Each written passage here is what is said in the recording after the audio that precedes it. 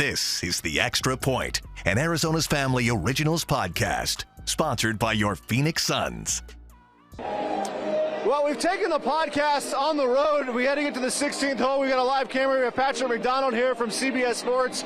You see him after every golf tournament breaking it down. Was watching your coverage after Pebble Beach this weekend. Was like, man, I got to try to get this guy on Arizona's Family. So thanks for coming out. Thanks for making the trip out to Phoenix to join the podcast. No, thank you for having me. You know, having to jump over the hurdles, getting pushed by security to get in. I mean, how could I not come out to Arizona, check out Michael Phelps and the rest of the celebrities, and of course talk to my new guy Mark. Yeah. Man, we got to make this like a yearly event. It's getting harder and harder to get into the 16th hole. I remember back there when there weren't any bleachers, people just kind of sat on the hill and hung out and watched Tiger Woods, who hit from right here and hit the hole-in-one. What's it like walking in here for the first time and seeing it? It is insane. It's blown my imagination tenfold. When I think about infrastructure in the build-up on the PGA Tour, nothing sniffs this at all. Not only the 16th hole, but the entire WM Phoenix Open, maybe the BMW, maybe the major championships, but it is clear just a day and a half on property, it just blows everything else out the water. And we were a little worried about Live this week, their own party hole, and kind of the direction this is going. So do you feel like this is still the bucket list for a lot of golf fans and fans of big events?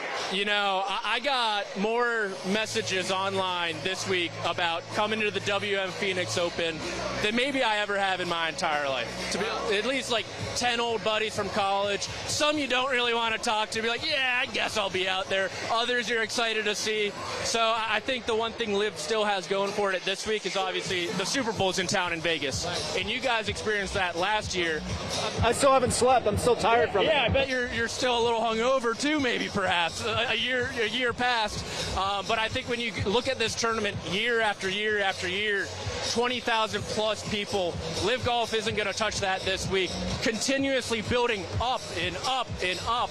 It's really special to be here. No, it's fantastic. And it was this, like, how many events will you get out to during the year? Because you're on right after the coverage on CBS, right? Yeah, so typically, if I'm lucky, I'll get to about 5. Yeah. That's why I moved down to South Carolina, just to be a bit more central. You can get to the Carolinas. You can get up to Jacksonville for the Players' Championship.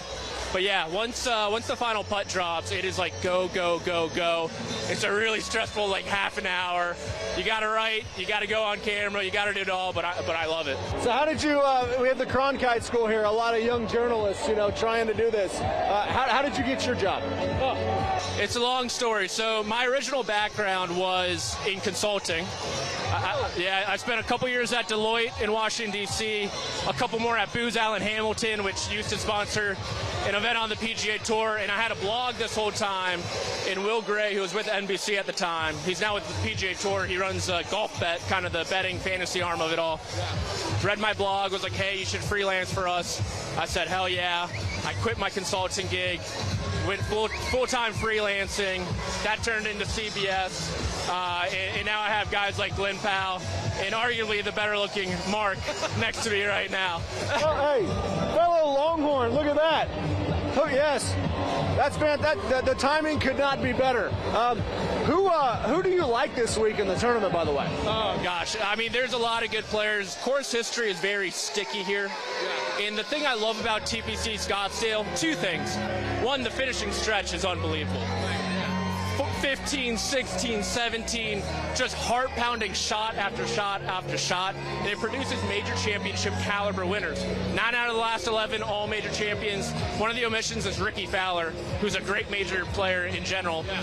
And it's hard not to look past Scotty Scheffler, given how well he does putt.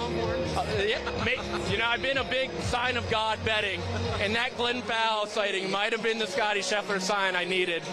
But I think you look at, honestly, some of the top 2 guys, Scotty Scheffler, Justin Thomas, both of them, it's a convergence of course history and current form.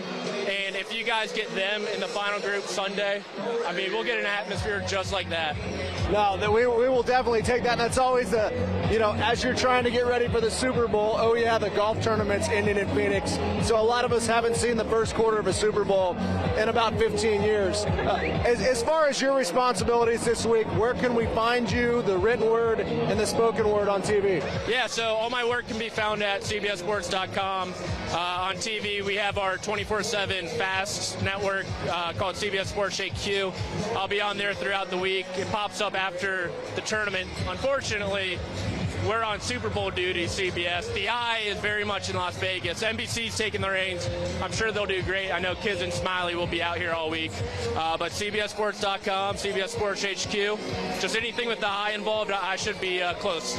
And one more, do you have a thought on just the future of the game with LIV when this thing gets solved? If there's any sort of road to repair here?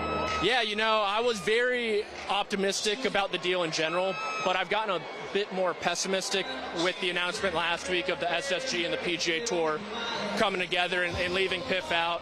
I know there's been announcements that the PGA Tour and PIF are still talking, continuing the conversations. I've heard they're pretty far off from people inside the room, which I'm disappointed to hear. And given the success of LIV apparently last week at LIV Golf Mayakoba, it actually makes me feel like it'll be much more down the line, maybe like 27, 28, and then you bring in the DOJ, the government too. And as a former federal consultant, I can guarantee you that will not speed up things at all. Well, we would hope to see John Rahm back here at some point. We'd hope to see maybe Phil Mickelson, but that would seem kind of dicey, wouldn't it? Yeah, it would. And even Rambo, he was talking this week at LIV. He really missed the West Coast swing on the PGA Tour. Obviously, Torrey Pines means a lot to him and his family. PGA West, and he said even driving by this every day, he goes, it made me emotional knowing I can't play there this year, and hopefully in the next few years I'll be able to return. Well, hopefully we can talk about it some more. Thanks for stopping, and we're glad you quit your day job. Yeah, that makes two of us. This is The Extra Point, an Arizona's Family Originals podcast, sponsored by your Phoenix Suns.